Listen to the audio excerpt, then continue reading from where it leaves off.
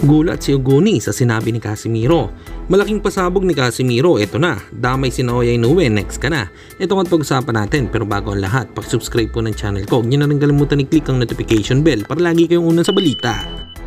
Nalaban ang aasahan, balita sa mga pambato na isasalang, pasabog na video, lahat yan nandito.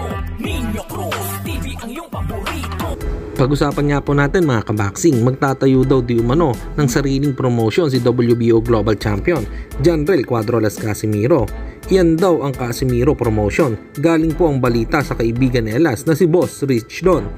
Ilalunch daw ang Casimiro promotion ngayong darating na December sa Baluarte ni Cuadro Alas sa Ormoc. At lalaban daw dyan ang bata ni Alas na si Boy Bagsik. Kaming December guys, no, ilalunch na po yung Casimiro promotion po. No, ilalunch na po yan. Umpisa na po ng champion. Casimiro promotion na nagsisimula po yan sa Ormoc or sa city po gaganapin niya yung laban. Sa Galacamo. Mga legal na kamawang tatlong boxer ng legal na kamawang kasali. No, pro fight yan ha, pro fight. Iba yung pro fight, iba yung amateur fight. No, kasi may bagsik sa amateur.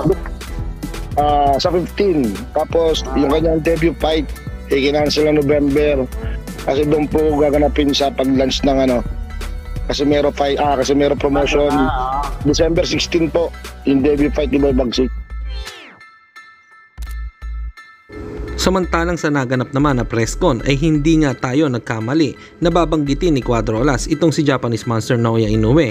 Ayon nga sa kanya ay matagal na daw niyang dream na makalaban si Inoue at pabirong sinabi ni Alas na Inoue is my best friend.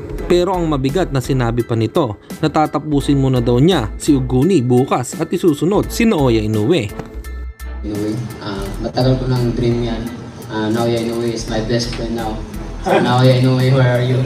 So, yun, excited na ako na sana manalo ako sa laban na to. At thank you. Arigatou gozaimasu.